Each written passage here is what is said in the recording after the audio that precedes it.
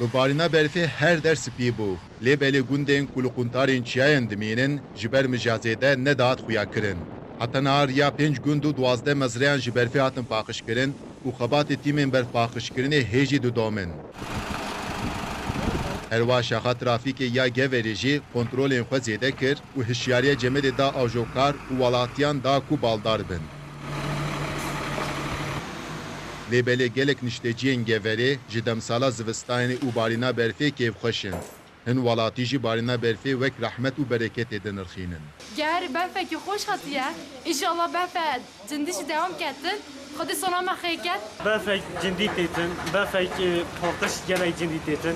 İnşallah ev berfek dehasa devam ketin. Ev berfe nebî zaten naçêvîtin. O me jî dê bibî